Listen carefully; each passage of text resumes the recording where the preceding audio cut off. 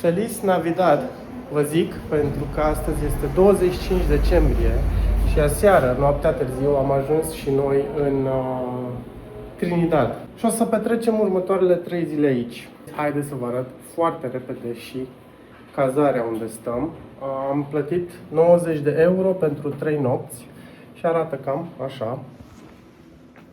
Avem camera cu toate prostiile noastre aruncate pe pat. O cameră măricică, cu 2 paturi mari și o baie proprie, dar destul de mică. Nimica special. În schimb, curat. Lucrul care nu l-aș putea spune și despre ultima cazare unde am stat, în Cienfuego.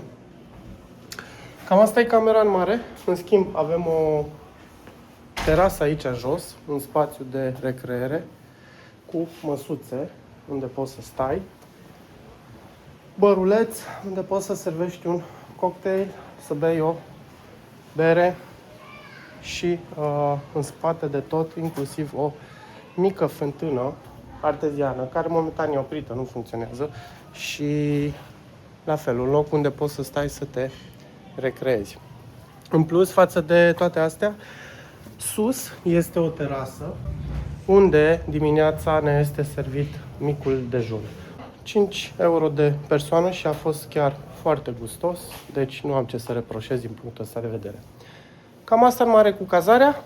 O să pun punct aici și ne vedem pe stradă, pentru că astăzi o să luăm Trinidadul la picior, să-l vizităm și avem inclusiv o misiune pe care trebuie să o îndeplinim. O să vă povestesc mai încolo despre ce este vorba. Până atunci, ca de obicei, numai bine. O luăm la picior prin Trinidad, e 10 și 20 de minute. Avem toată ziua la dispoziție să explorăm orașul și ziceam că avem o misiune astăzi. Pe lângă faptul că vrem să vizităm centrul vechi, centrul istoric, misiunea noastră este să căutăm să cumpărăm vreo 4-5 sticle de rom și niște trabucuri. Și bineînțeles să facem treaba asta fără să ne luăm țapă, adică să le luăm la un preț bun și să fie și originale, să nu cumpărăm chestii contrafăcute. Am vorbit un pic la casa unde stăm și au zis că în principiu dacă cumpărăm din centru nu ar trebui să fie probleme. Le-am zis că nu vreau să cumpăr de la magazin de stat, pentru că știu că acolo prețurile sunt mult mai mari decât ar trebui să fie în realitate și totuși vrem să cumpărăm de pe piața neagră. Da, vedem. Cam asta în mare cu Trinidadul. Azi e ziua de Crăciun, toată lumea afară, toată lumea e pe străzi. Cam așa arată Trinidadul la prima vedere. Este un oraș foarte vechi, un oraș pe stil colonial. Asta e diferența mare față de Cienfuego, care am văzut că este mult mai nou ca și construcții și ca și amplasare. Dacă nu mă înșel, Trinidadul este inclusiv în patrimoniul UNESCO, sau cel puțin centrul Trinidadului este în patrimoniul UNESCO, tocmai din cauza clădirilor sale de tip colonial, clădiri pe care o să le vedem imediat ce mai mergem câteva străzi în direcția aia. Am găsit și o străduță mai naturalnică, mai liniștită. O primă impresie de Trinidad? Oh, nu mă încet. Bă, e cum așteptam, e aglomerat, e mai mizericuț așa, dar e multă lume, e vânzoleală. No, mie îmi place că e așa, sincer. Nu știu, e altceva, văd o chestie mai diferită. Nu e foarte multă mizerie, să știi, am văzut că e foarte multă apă pe jos. Cred că mai spală dinăuntru și dau în stradă, din câte am observat, că au, uite, că au gresie și toate alea. Una gatita. Una gatita prietenoasă, care arată și bine. Deci, per total, îți place până acum Trinidadul? Da, hai să mai descoperim, zic. Planul e să mergem la un magazin pe care ne l-a zis Santi de la cazare, măcar să vedem care sunt prețurile acolo. Dacă nu, văd că absolut toate prăvăliile și magazinuțele de aici din oraș sunt deschise. Chiar dacă e ziua de Crăciun. Asta e și un semn ușor de disperare, probabil că oamenii nu au bani și Na. Dar mai e o chestie, chiar am citit pe net. Cubanezii nu sunt așa nebuniți cu Crăciunul. Nu pun chiar atât de mult preț pe Crăciun, în schimb am înțeles că sunt extraordinar de nebuniți cu Anul Nou. Și atunci pentru ei e fiesta cea mai mare. O să vedem asta în Havana. Da, pe scurt, 5200 este dublu și prețul față de ce găsești pe stradă în mod normal. Pe stradă am găsit cu 2400, 2500 și aici ai 5200 la un magazin. Mergem mai departe, vedem ce găsim și mai departe. De-abia acum, ușor, ușor ne apropiem de centru vechi, pentru că începe Piatra Cubică pe jos. Ieri am ajuns undeva pe la ora 10, 10 și ceva, nu? Da, cam Da, așa. da. 10 și ceva. Hola, hola. Și a fost chinuială mare, No, pentru că gracias. nu era nici curent. A fost chinuială mare să târâm trollerele No, no, no, gracias. pe străzi de genul ăsta. Deja cineva tocmai ne vindea niște țigări cu Ochiba. Al nu e cazul. No, no, gracias. Hai să vedem aici, Casa del Tabaco ce găsim. No, no, no, no, e ok, gracias. Au sărit pe mine ca pe șacal. Ca șacali. Vedem aici ce vând ăștia. Hola. Da, Hello. și ăsta este magazin de stat. Ce sticlă de Havana, 18 dolari, de Havana mare. Asta e rezerva, care e mai scumpă. Și una de special, 13 dolari. Deci ca în România. Prețurile. Și trabucurile. Un Monte Cristo, 10 dolari. Noi am luat din Vinales cu 6 dolari bucata. Da, cam astea în mare prețurile la magazinele de stat. O să mergem să căutăm în altă parte. Pentru că sigur găsim mai ieftin. Bianca a găsit ceva și mai 5-6. Ți-am zis că ăsta e foarte scump. Și ăsta nu știu ce este. 45. Trabuc. Ok, gracias. Gracias.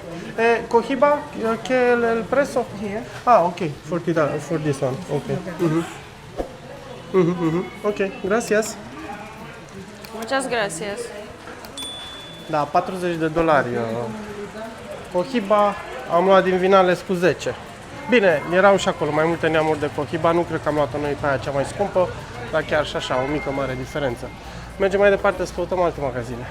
Găsisem o cutie cu 60 și o cutie de Cohiba cu 60 de euro și Monte Cristo 40-50, cât mai mai cât mai țin? 40. 40 și Rom Santiago de Cuba 50. Ăsta prețul bun, pentru că am mai întrebat. No, no prin, tengo paracetamol. No, e ok, gracias. No, no, señora, E gracias. ok, no. gracias. Așa, că am fost asaltați. Mai întrebasem prin oraș și altul îmi dădea o cutie de Cohiba cu 80, ceea ce era bătaie de joc și după aia am zicea să-i fac un preț bun, în fine. Problema e că e ora 11 și eu n-am băut o cerveză, deci trebuie să remediem acest lucru și nu știu exact unde o să remediem acest lucru. Suntem chiar în centru acum Hai pe aici. și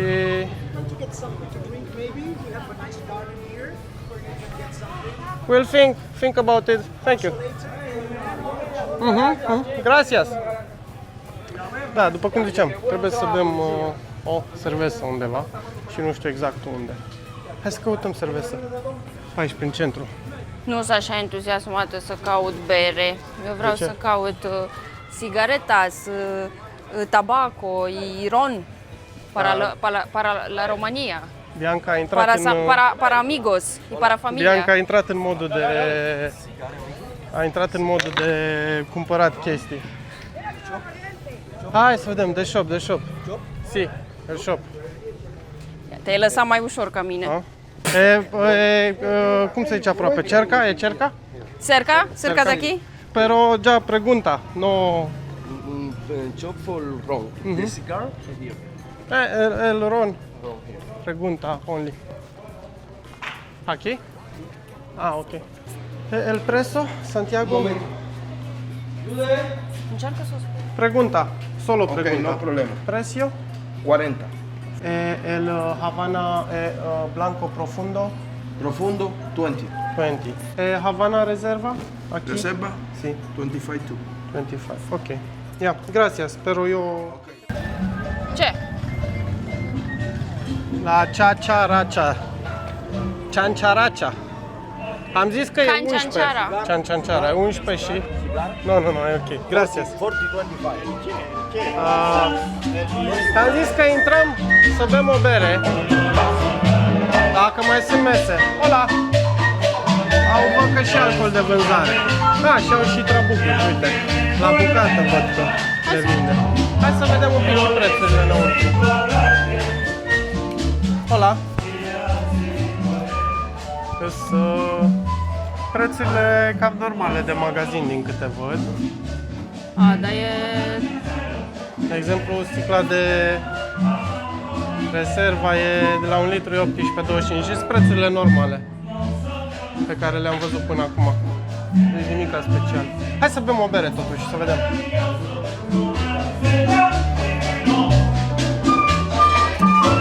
Hola! Se puede bea una cerveza?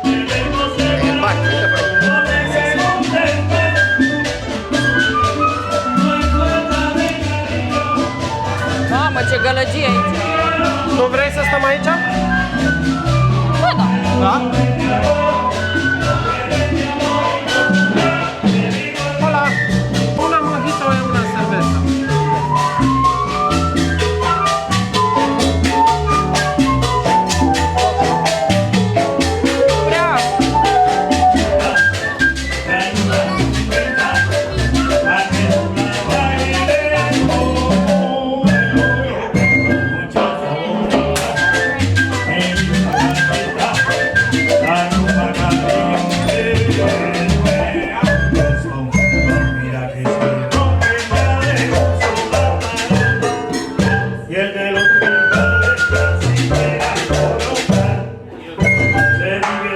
Bun, două chestii de când am filmat ultima oară.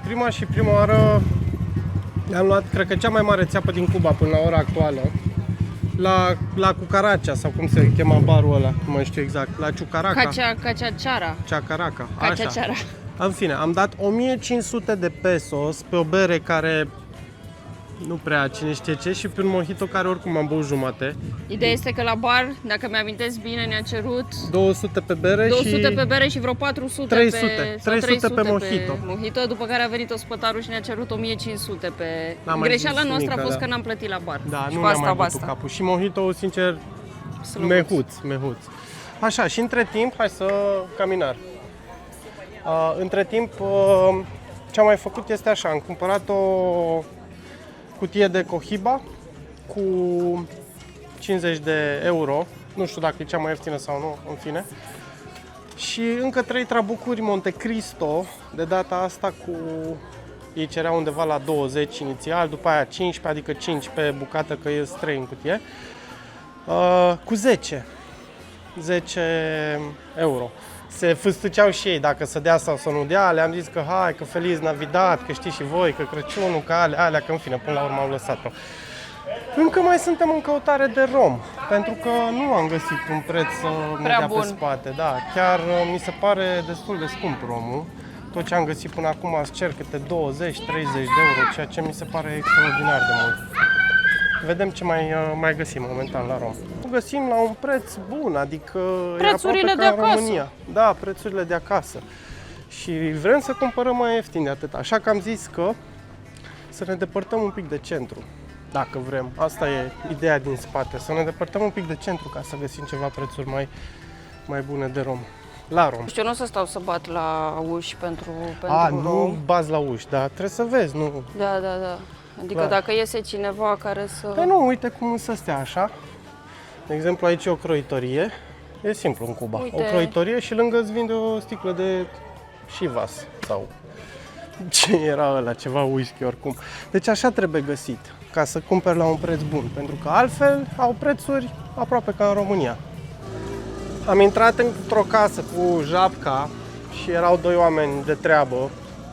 Ne-au dat un pont să mergem pe nu știu ce străduțe, că pe acolo sunt mai multe magazine și sunt șanse să găsim rom la un preț bun, așa că îi dăm încolo. Momentan suntem efectiv prin cartierele lor, ne-am depărtat de centru. E fain, lumea e super primitoare și de treabă. Mai câte un cerșător ca nenea ăsta. Hola. Hola. Gracias. Dar nu sunt agasanți, nu ai sentimentul acela de agasare ca în Egipt, de exemplu. Unde, efectiv, veneau și puneau mâna pe tine, senior sau... Nici noaptea nu a fost și era beznă, adică... Da, bă, te gândeai la un moment dat, e întuneric, e un oraș, e totuși cu multe străduțe, cu multe persoane care stăteau noaptea pe la colțuri, dar nu, lumea te salută, chiar îți fac loc să treci pe trotuare. În cel mai rău caz te întreabă de unde e și atâta, nu, îți urează vacanță plăcută și asta e tot, sunt foarte zâmbitori, foarte faini. Da, oameni foarte faini pe aici. Uite, cam așa arată magazinele lor, bagi capul și vezi dacă găsești ceva să-ți placă de vânzare. De exemplu, aici au suc la plic, cum era în România cu 20 de ani. La noi nu mai găsești, că probabil e foarte toxic. Da, bun, îi dăm în continuare să căutăm El Ron.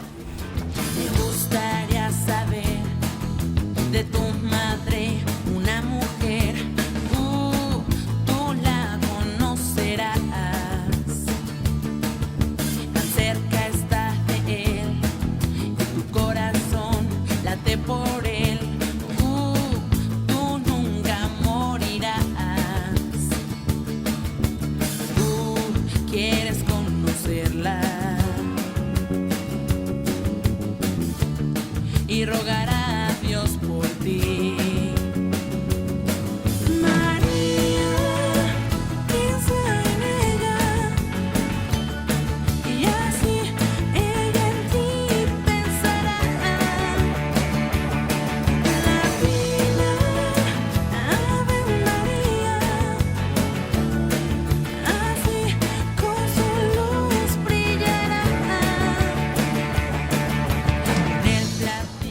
S-a făcut ora 1:20 și încă suntem în căutarea de rom, dar pentru că au trecut 2 ore și ceva de la ultima servesă, a trebuit să ne oprim aici la un, eu zic servesărie, nu era servesărie, era restaurant. E un fel de benzinărie. Nu era nici benzinărie, era restaurant. Pentru combustibil. Da, exact, pentru combustibil. Și am luat o bere. Ce mi se pare ciudat e ce am văzut până acum în Cuba, în multe locuri, berea locală, gen Cristalul, este mai scump decât berea importată din Canada sau din astea din Olanda, Three Horses. Mi se pare ciudat din punctul ăsta de vedere, mai ales că știi că au probleme cu importul și așa. Dar în fine, probabil e mai ieftin să o produc acolo decât aici. Încă îi dăm să căutăm rom. Între timp s-a făcut ora 2 și ni s-a făcut foame, așa că ne-am oprit la un restaurant în centru, se cheamă Playa Mahor și prețurile sunt cam așa.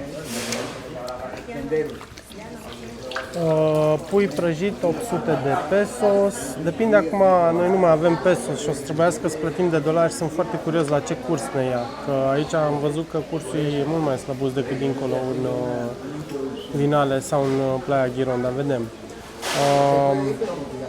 Ceva porc 870, 950, 1000, ceva văcuță 750 sau 1100,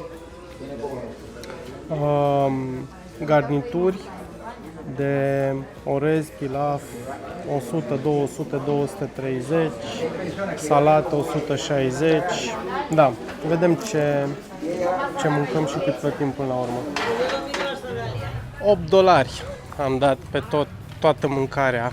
Aveau prețuri foarte bune la mâncare, într-adevăr un pic mai mari la băutură, gen o bere era 600 de pesos. Aia înseamnă... 10 lei. Da, cam așa, cam $2, 10 lei. Dar mâncarea extraordinar de ieftină. $8. Nu știu cum naiba de... Na, în fine. Acum am ajuns într-o parte mai urățică. Foarte mizerabil așa și...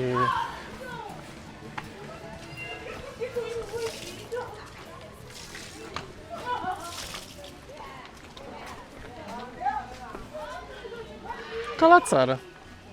Că e un pic cam neîngrijiți. Sau poate așa e la mai creț. Era mai crețui. Un cal mai creț. Da. Tocmai am cumpărat prima sticlă de rom. Am luat o sticlă de Havana special de 1 litru cu vreo 33 de lei. Bun preț. De 1 litru.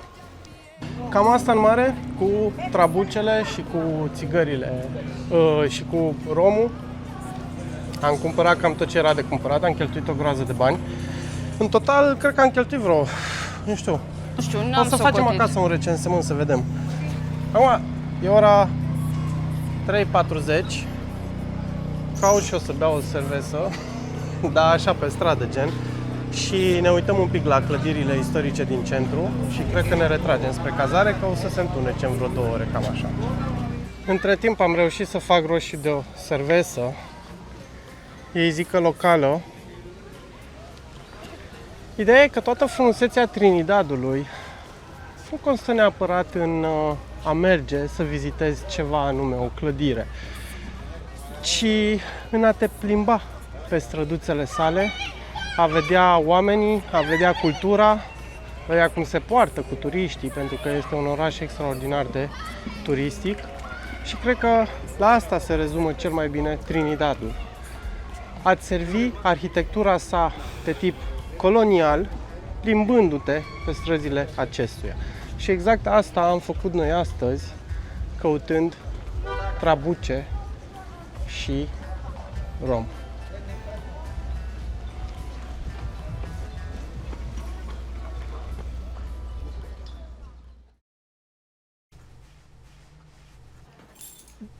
Hai să vedem. Per total, ce am cumpărat astăzi? Facem un unboxing de ghiozdan. Și avem așa. 2 sticle de Havana Club Rezerva de 1 litru.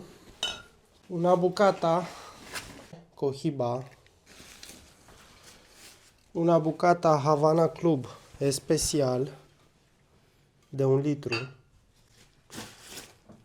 Scoate și tu alea din ghiozdan. Vedem ce mai. În fine. Vreo 2 cerveze. Astea sunt pentru consumul intern. O Havana Club Especial de 750. O Havana Aneo de 3 ani. Și mai este aici. Mai avem. Ai răbdare. Eu nu știu unde sunt. Ai răbdare. Și 3 Monte Cristo.